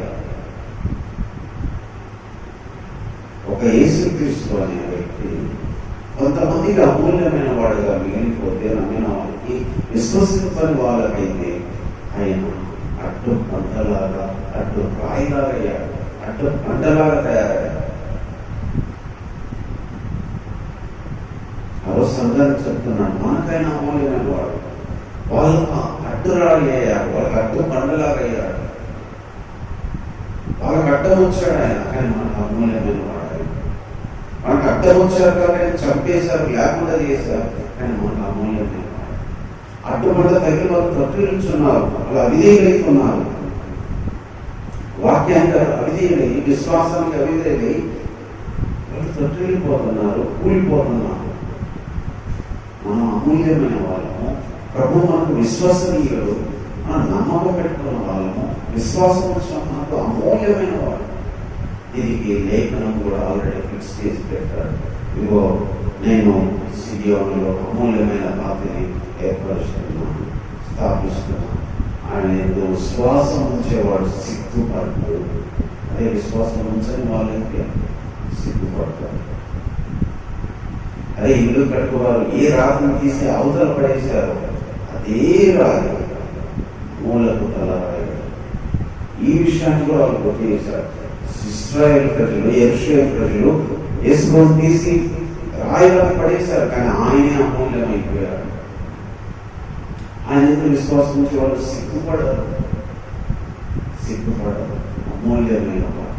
చెదరిన విశ్వాసులకి, కలతతో కూడిన విశ్వాసులకి ప్రభువునే పట్టుకొని ఈ శ్రమంలో కూడా నిలబడాలా, ఈ చెదరిపోయిన జీవితంతో కూడా బ్రతకాలా, కృష్ణ అంతగా మనం ప్రయాణించాలా, అవసరమైతే దానికోసం చనిపోవాలా అన్న ఒక పరిస్థితి మరో సంఘము చెదరిన ప్రజలు ఎదుర్కొంటున్నారు. ఎస్, మనం ఆయన కోసం నిలబడాలి. ఆయన మనకు అమూల్యమైన వాడు. ఆయన ఎందుకు విశ్వాసం సిగ్గుపడుతూ ఇల్లు కట్టిన వాళ్ళు నిషేధించిన ఆరాయే యేసుక్రీస్తు ఈరోజు మూలకు కదరాయి అయ్యాడు. వాళ్ళైతే వాళ్ళకి అడ్డుమంట అయ్యారు, వాళ్ళైతే తొట్టిల్లుతున్నారు. మనకైతే ఆయన అమూల్యమైన వాడు. అందుకని యేసులో కొంతమందికి అమూల్యంగా ఉంటాడు, కొంతమంది ఆయన నీచంగా విసర్జించి అవుతున్నారు, కొంతమందికి అడ్డుమంట అవుతున్నారు, కొంతమందికి అడ్డు రాయి అవుతున్నారు. అత్తగి ఎంతో మంది అవిధేయులై పడిపోతున్నారు. తర్వాత ఇంకొక మాట ఇక్కడ చెప్తున్నాడు, అయితే మీరు చీకటిలో ఉన్నట్లయితే ఆశ్చర్యకరమైన తన వెలుగులోని మిమ్మల్ని పిలిచిన వాళ్ళను పునాది చేయములను ప్రచురం చేయలేదు. ఏర్పరచబడిన వంశము, రాజులైన యాజక సమూహము, పరిశుద్ధ జనము, దేవుని సొత్తైన ప్రజలై ఉన్నారు. వారి గురించి వాళ్ళతో చెప్తున్న ఇంకొక విషయం ఏంటంటే, మీరెవరంటే దేవుని గుణాతిశయాలను ప్రచురించే ఒక రాజ్యము, ఒక వంశము, ఒక ప్రజ, ఒక జనము. You are the chosen people, you are the rightest people అని చెప్పి దేవుని సొత్తు, దేవుని ప్రజలు, తర్వాత పరిశుద్ధ ప్రజలు, రాజులైన యాజకులు, ఏర్పరచబడిన వంశం. మీరు ఎవరంటే దేవుని యొక్క గుణాతిశయం. ఆ దేవుడు ఎవరు? చీకట్లో నుంచి ఆశ్చర్యకరమైన తన వెలుగులో పిలిచిన ఆ దేవుని గుణాతిశయాలను ప్రచురము చేయగలిగే ఒక సపరేటెడ్ వంశము, ఒక రాజుల యాజక సమూహము, తర్వాత పరిశుద్ధ జనము, దేవుని సొత్తు. దేవుడు అమూల్యమైన ప్రజల్ని ఏర్పరచుకున్నాడు. పేతురు గారు వారితో చెప్తున్న మాట, మీరు దేవుని గుణాలను ప్రచారం చేయడానికి, గుణాతిశయమును ప్రచురించడానికి. ఎందుకంటే చీకటిలో మనల్ని పిలిచిన వాడు, మన బ్రతుకు చీకటిలో బ్రతుకుతున్నప్పుడు, లోకంలో బ్రతుకుతున్నప్పుడు, వెలుగులోనికి రాలేని స్థితిలో బ్రతుకుతున్నప్పుడు తన ఆశ్చర్యకరమైన వెలుగులోకి తెచ్చిన ఆ దేవుని యొక్క గుణాతిశయాలను ప్రచురించే జనము, ప్రజలు, రాజులైన సమూహము, తర్వాత దేవుని సొత్తైన ప్రజలు. అలా ఉన్నారు అని చెప్తారు. అందుకని ఎలాంటి శ్రమ వచ్చినా, లోకంలో విలువలేకపోయినా, ఎలాంటి పరిస్థితులను చెదరగొట్టబడినా, దేవునిలో ఒక స్టాండర్డ్ లైఫ్ అనేది ఏంటంటే దేవుని గుణాతిశయాలు. ఒకప్పుడు చీకటిలో ఉన్న మన బ్రతుకును తీసుకొచ్చి వెలుగుతో నింపిన ఆ యేసుక్రీస్తు యొక్క గొప్పతనాన్ని, ఆయన గుణగణాలను ప్రచురించగలిగే ఒక సపరేటెడ్ వంశము, సపరేటెడ్ రాజుల యాజకులము, దేవుని పరిశుద్ధ జనము, దేవుని సొత్తు, సొత్తుగా చేసుకున్న జనము అని ఒక గర్వంగా చెప్పుకోగలిగే, మనకు మనం ధైర్యం చెప్పుకోగలిగే ఒక అద్భుతమైన మాటను పేతురు గారు చెప్పుకోవచ్చు. ఎలాంటి శ్రమంలోనైనా సంఘం నిలబడటానికి, ఎలాంటి శ్రమంలోనైనా సంఘం బ్రతకడానికి కావలసిన మాట. ఈరోజు మనం కూడా లోకంలో మనకు వంశం లేకపోయినా, లోకంలో జనాలు లేకపోయినా, లోకంలో రాజు పదవి కాదు కదా, ఏది లేకపోయినా, రోజు లోకంలో యాజకులు సేవకులు కాకపోయినా, లోకంలో పరిశుద్ధులు కాకపోయినా, లోకంలో మనం ఒకరి సొత్తు అని మన గురించి ఎవరు చెప్పుకోకపోయినా, దేవునికి సొత్తు, దేవుని రాజులు, దేవునికి యాజకులు, దేవుడు ఏ ప్రచురణ తీసుకొచ్చే వీళ్ళు ఒక సపరేటెడ్ వంశము, ఒక వంశము వీళ్ళు ఒక క్యాస్ట్ ఇస్తున్నారు, సపరేట్ క్యాస్ట్. లోపల కులాలు ఉన్నట్టుగా ఒక సపరేటెడ్ పీపుల్ అన్నమాట, ఒక వర్గానికి చెందిన వాళ్ళు. ఆయన గుణాతిశయాలు, అంధకార చీకటి జీవితాలను వెలుగులతో నింపిన ఆ ప్రభు యొక్క గుణాతిశయాలు. చీకటిలో బ్రతుకుతూ చీకటి కార్యాలతో జీవిస్తున్న మనల్ని పిలిచిన దేవుని గుణాతిశయాలను ప్రచురించే ఒక వంశం మనము, ఒక రాజులం మనము, ఒక యాజకులం మనము, ఒక సొత్తు మనము, దేవునికి పరిశుద్ధము. తర్వాత ఇంకొక మాట చెప్తాను, ఒకప్పుడు ప్రజగా ఉండక ఇప్పుడు ప్రజ అయితే, ఒకప్పుడు కనికరించబడక ఇప్పుడు కనికరించబడ. ఒకప్పుడు మనకి స్థితి లేదు, కనికరించబడిన వాళ్ళము, ప్రజల్లో అయిన వాళ్ళము తీసుకొచ్చి పెట్టారు. కనికరించబడిన వారము, ప్రజల్లో అయిన వాళ్ళము. ఒకప్పుడు కనికరించబడలేదు, ఇప్పుడు కనికరించబడ్డ. ఒకప్పుడు ప్రజగా ఉండలేదు, ఇప్పుడు ప్రజలు అయ్యారు. దేవుని ప్రజలు, కనికరించబడ్డాం దేవుని ప్రజలయ్యా. విశ్వాసంతో చెప్తున్న మాట, ఒకప్పుడు దేవుని ప్రజ కాదు, ఇప్పుడు దేవుని ప్రజలయ్యా. ఒకప్పుడు కనికరించబడలేదు, ఇప్పుడు కనికరించబడ్డా. పాత నిబంధన దేవుని కనికరం చూపి అన్యజనులందరూ చంపేవాళ్ళు, అన్యజనులు వెళ్ళగొట్టేవాళ్ళు, అన్యజనుల మీద అసలు దేవుని మాటలు వెళ్ళేవి కాదు. అన్యజనులు తీసుకొచ్చి నా సొత్తు, నా జనము, నా స్వకీయ సంపాదన చెప్పలే దేవుడు. ఒకప్పుడు సొత్తు కాదు, ఒకప్పుడు స్వజనం కాదు. ఇశ్రాయేలు ప్రజలే ఆయన సొత్తు, ఇశ్రాయేలు ప్రజలే ఆయన జనము. వాళ్ళతో చెప్పేవాడు నా సొత్తు మీరు, నా జనం మీద. అర్హత లేదు మనకి, మన ప్రజ కాదు, దేవుని పిల్లలం కాదు. అప్పుడు చెప్పలేదు దేవుడు మీరు అందరూ నా పిల్లలని, నా సొత్తు అని. ఐగుప్తు నుంచి తీసుకొచ్చిన వాళ్ళకే చెప్పాడు, నేను నా సొత్తు నేను తెచ్చుకున్నాను, నేను మీకు దేవుని, నాకు మీ సొత్తు, నా జనాల మీద. ఆ విషయాన్ని మెన్షన్ చేసుకుంటూ వచ్చాడు పేతురు గారు. ఒకప్పుడు మీరు జనం కాదు, కానీ ఇప్పుడు దేవుని ప్రజలే కాదు. ఒకప్పుడు మీకు కనికరం లేదు, అప్పుడు కనికరం లేదు, ఇప్పుడు కనికరించబడ్డారు. ఈరోజు కనికరించబడిన వాళ్ళమై దేవుని ప్రజలయ్యా. ఈరోజు మన ఆధిక్యత ఏంటంటే, మన గొప్పతనం ఏంటంటే కనికరించబడి దేవుని ప్రజలయ్యా. కనికరించబడి తన ఇశ్రాయేలు ప్రజలతో పాటు, తన యూదులతో పాటు తను కోరుకున్న అనాది కాలం నుంచి తన పితరుల దేవుడు అబ్రహాము, ఇస్సాకు, యాకోబు దేవుడు అని వాళ్ళకే దేవుడు అని చెప్పుకున్న స్థానం నుంచి ఈరోజు మన దేవుడు, అబ్రహాము దేవుడు, అబ్రహాము మన సొత్తు, అబ్రహాము మన తండ్రి అని మనల్ని కూడా కనిపిస్తున్నాడు. అందులో మనం దూరస్థులమైన మనం, నిబంధనలు వాగ్దానాలు లేని మనల్ని, అపవిత్రమైన మనల్ని, లోకంలో బ్రతుకుతున్న మనల్ని కనికరం పొంది దేవుని ప్రజలు విషయాన్ని గుర్తు చేస్తూ వస్తూ అక్కడ ప్రజలకి చెదరిన వాళ్ళకి చెప్తూ వచ్చాడు. ఈరోజు మన ఆధిక్యత దేవుని ప్రజలయ్యా. ఈరోజు మన ఆధిక్యత కనికరించబడ్డ. It's very highly privileged opportunity we got in Jesus Christ. దేవునిలో ఈ గొప్ప ఆధిక్యత మనకు వచ్చింది. కాబట్టి ఎక్కడ చెందినా ఎక్కడ ఉన్నా మనము దేవుని ప్రజ, దేవుని చేత కనికరించబడిన వారమని పేతురుగా గుర్తు చేసుకుంటూ వచ్చారు.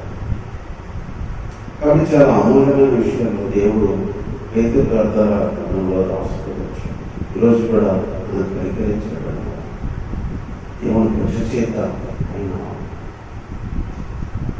కాబట్టి మనం బట్టి ప్రార్థన చేసుకున్నాం.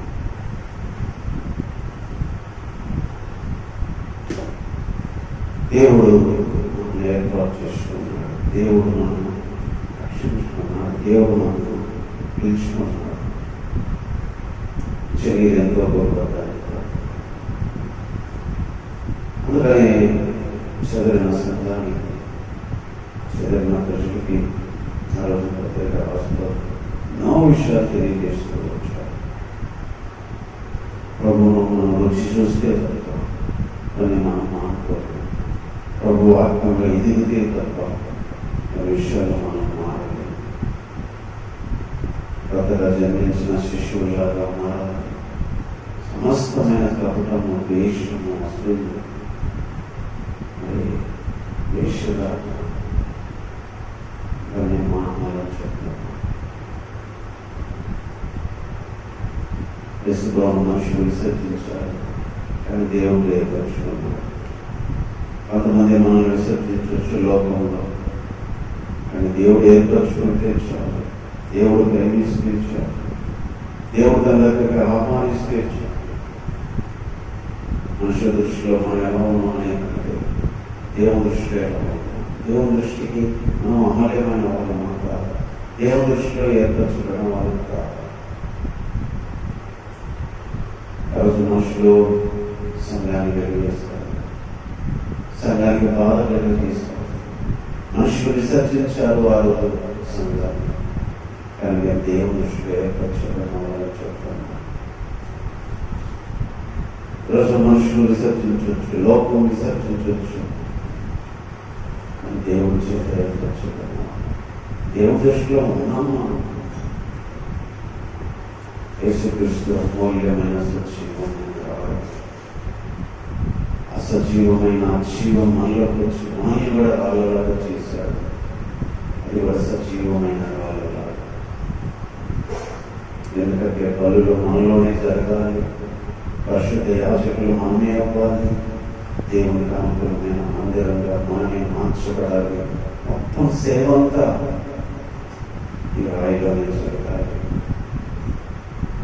మీకు ఎక్కడికి వెళ్ళినా కూడా, ఎక్కడికి చదవబడిన ఏ చోట ఒక్కడున్నా కూడా ఆ వ్యక్తి దేవునికి బలర్పించవచ్చు, ఆ వ్యక్తి దేవుని యాజకుడిగా సేవ చేయవచ్చు, దేవుని మందిరంగా ఆ వ్యక్తి కట్టబడతాడు. ఈ విషయం ఆ రోజు చెప్తూ వస్తూ విశ్వసించే వాళ్ళకి అమూల్యమైన వాడు, విశ్వసించని వాళ్ళకి అట్టుమంటారు. ఈరోజు మనకు దేవుడు అమూల్యమైన వాడుగా ఉంటాడు. నమ్మితే, ఆయన వెంబడిస్తే, ఆయన చెప్పినట్టు చేస్తే అమూల్యమైన వాడు. మనం సిగ్గుపడం మన వాళ్ళకి అట్టుమంటారు. ఒకరోజు ఆయన చూసి సిగ్గుపడతారు వాళ్ళు. ఆయన ప్రసరింపజేసి మన జీవితాలను వెలుగులోకి తెచ్చిన, మన జీవితాలను వెలుగులోకి తెచ్చిన గుణగణాలను, మన జీవితాలను ఆశ్చర్యకరమైన వెలుగులోకి తీసుకొచ్చిన ఆ ప్రభు యొక్క గుణగణాలను ప్రచురించే రాజ్యం, రాజ్యం, వంశం, సొత్తు, పరిశుద్ధ జనం.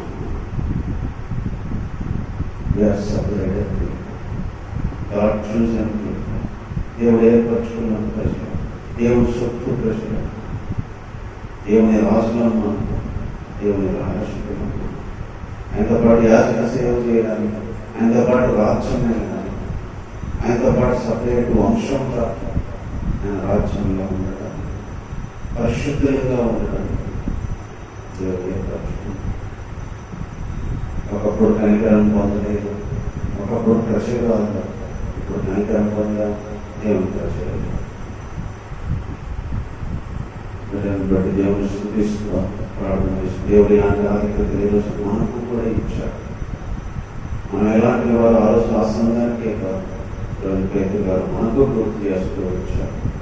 ప్రేమకి దేవానికి మనం చూపిస్తుంది. పేరు గారి ద్వారా ఎన్నో విషయాలు రాయించి మన కోసం రాసిపెట్టారు. ఎందుకంటే మేము ఎవరము, మా జీవితాలు ఏంటో, మేము ఎలా ఉండాలో, ఏం అనుకోవాలో మా గురించి, ఎలా నీ గురించి అనుకోవాలి, విశ్వాసంలో ఎలా మేము బలంగా ఉండాలి, ఎలా చెదరగొట్టబడుతున్నా, ఎలా మా మనసులో కదులుతున్నా, లోకంలో అనేక విషయాలు జరుగుతున్నా, నీలో మేము నిలబడటానికి మేమెవరమో మీరెవరో తెలుసుకోవడానికి ఎన్నో విషయాలు గమనించాలి. ఇలా కొన్ని విషయాలు జ్ఞాపకం చేసుకున్నాము. వాటిని బట్టి నిజంగా సంతోషిస్తున్నాము, ఆస్వాదిస్తున్నాము. మీరు అమూల్యమైన రాయి, మేము అమూల్యమైన వాళ్ళుగా మిమ్మల్ని కడుతున్నాం. మమ్మల్ని యాజకులుగా మార్చాం, మమ్మల్ని మందిరంగా మార్చాం, మమ్మల్ని బలులాగా మార్చాం. ఈ మందిరం ఎప్పటికీ లేదు, ఈ మందిరం ఎవరు పడగొట్టలేదు, ఈ మందిరం లయం లాంటి మా చేతులతో మేము పాటు చేసుకుంటే తప్ప. అలాంటి అవినాభావ సంబంధం, విడదీయలేని సంబంధం మీతో మేము కలిగి ఉండడానికి, ఈ మందిర ప్రెజెన్స్ మేము అనుభవించడానికి, కొత్త నిర్మాణ పద్ధతిని, కొత్త నిబంధనలు మీరు ఏర్పాటు చేశారు. అందులోకి మమ్మల్ని తీసుకొచ్చారు. ఒకప్పుడు కనికరించబడలేదు, ఒకప్పుడు నీ ప్రజలు కాదు, నీ ప్రజగా చేసుకున్నాం. ఈ గుణాతిశయాన్ని ప్రచురించే ఒక రాజ్యం, ఒక వంశంగా మనం చేసుకున్నాం. మనుషుల దృష్టిలో మేము విసర్జించబడిన, నీ దృష్టిలో మేము ఏర్పరచబడిన వారమనే క్లారిటీ మాకు ఇచ్చినట్టుగా ప్రభావ నిన్ను చూసినప్పుడు సమస్తమైన ద్వేషాన్ని, కోపాన్ని, దుష్టత్వాన్ని, దూషణ మాటలు వదిలిపెట్టి ఈ పాలలో మేము ఎక్కబడుతాం. నీ వాక్యము అనే పాలు తాగుతున్నంత బలదిగా కొత్త కొత్తగా జన్మించిన శిశువుల మా మనసులో ఆత్మీయ జీవితంలో హృదయాలు ఆరాధనతో మార్చండి. ఆరాధన ఎంతవరకు సహాయం చేసినందుకే ఆరాధించడానికి ఇచ్చిన తలంపులకై ఉన్నాను. వాక్యంలో ఇచ్చిన తలంపులకై ఉన్నాను. వారంతా నీకు బాగుంటుంది. నాతో వచ్చిన వారితో సన్నిధించండి. కావలసిన ఆత్మీయ ఆహార ఆరోగ్యాన్ని, ఆర్థికపరమైన సహాయాన్ని, సంతోష సమాధానాన్ని, ఆనందాన్ని దయచేయండి. శోధనలో దృష్టిలో పరీక్షించి కాపాడాలని ప్రభా. లోకంలో అనేక విధమైన పరిస్థితులు జరుగుతుంటారు. వాటి నుంచి మిమ్మల్ని రక్షించాలి. విశ్వాసం పరిశోధన ఈ అనుభవాల్లో పెంచండి. ఇదే ఉద్దేశాలతో బ్రతకడానికి సహాయం చేయండి. ఎంతో మంది గొప్ప గోవాన్ని ఏర్పరచుకొని ఈ సమయంలో చేసుకుంటున్నారు. అదేవిధంగా అల్పులు ఎన్నిక లేని వారిని కూడా ఏర్పరచుకున్నారు. మనకి వారిలో నేను మీ బిడ్డల్లో చేరే ఘనత మాకు ఇచ్చినందుకు ఉన్నాను. అది నేను ఆకడ వరకు మా వరకు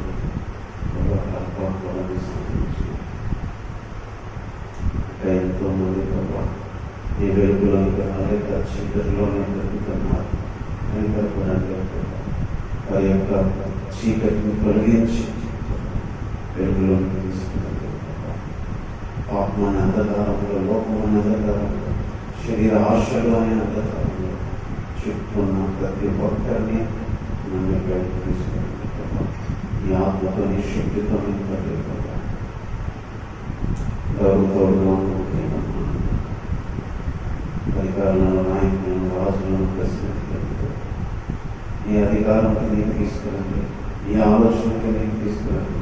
ప్రజలకు క్షేమాన్ని అందించే ఆలోచనలో పరిపాలన వారు చేయనట్లు ప్రభావం యొక్క మరి ప్రభావ శక్తిని ప్రసాదించి ఈ కంట్రోల్లో తీసుకుని. ఎందుకంటే అందరిపైన మీదే రాజ్యం, అందరి మీద మీకే శక్తి ఉంది. దేశం లక్ష్యము సంతోషం ఆయా పనులు చేసుకుంటానికి, ఆయా పనులు ప్రభావ ఆయా విధాలుగా ఉద్యోగాలు చేస్తూ, పనులు చేస్తూ, జీవనాన్ని కొనసాగిస్తూ, లోక సంబంధమైన పోరాటంతో బ్రతుకుతున్న ప్రతి ఒక్కరికి అవసరం సహాయపడండి. విషయాలు తెలియకుండా వారి మొత్తం మరోసారి నీ కృపను, ఈ సమాధానాన్ని కలగాలని కోరుతున్నాం. మాకు దయచేయండి. గౌరవతోడుగా ఉండి ఆరాధన సహాయపడడానికి ఉన్నాను చేపిస్తుంది.